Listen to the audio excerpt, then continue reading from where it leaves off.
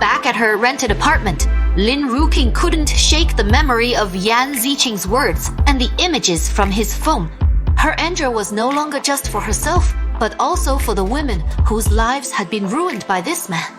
The expressions in their eyes, some helpless, others numb, were etched vividly in her mind. For the first time, a fierce, unrelenting desire for revenge burned within her. She opened her journal and began meticulously recording Yan Ziqing's countless vile deeds. How he exploited the weak with his wealth and power. How he mocked the pain of others as their dreams were shattered. And how he used those explicit videos to threaten and control women. These pieces of evidence aren't enough. I need more. Lin Ruoqing murmured softly, her eyes resolute. The next day, she deliberately chose a more attention, grabbing outfit and applied the bold red lipstick that Yan Ziqing favored in front of the hotel's vanity mirror. The disguise made her feel sick, but she knew it was the key to infiltrating Yan Ziqing's world. Sure enough, when she pushed open the door to the private room, Yan Ziqing's eyes lit up. He casually tossed aside the phone he had been speaking into and gestured for her to come over. Well, Lin Ruoqing, what's this? Decided to dress like someone worth noticing today. He sneered. Lin Ruoqing lowered her gaze, a faint, shy smile playing on her lips. President Yan, you were right last time. I really should be more sensible.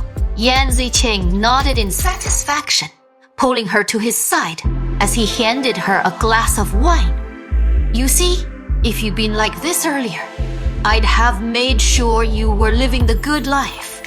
By now? Lin Ruoqing lowered her head and drank the glass of wine, silently committing every word. Yan Ziqing said next to memory. As it drank more, he began boasting once again about his business tactics. I'll tell you in this city who doesn't listen to me. He boasted, slamming his hand on the table in triumph. Those so-called oversight departments. Toss them a little something sweet and you can smooth over anything. He smirked, leaning back confidently. And those women, look at them. Which one of them dares to disobey me? Their secrets are all on my phone. One wrong move, and their reputations are ruined for good.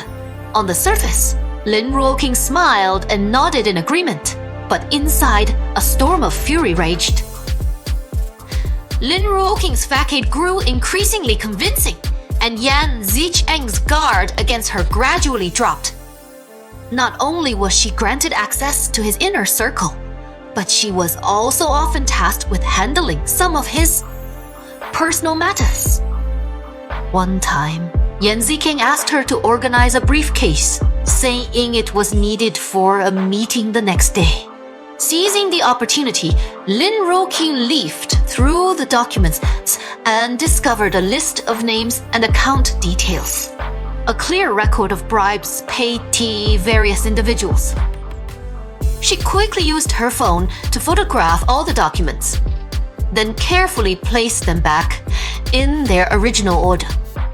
Back at home, she compiled these documents with the evidence she had previously gathered, uncovering a shocking truth.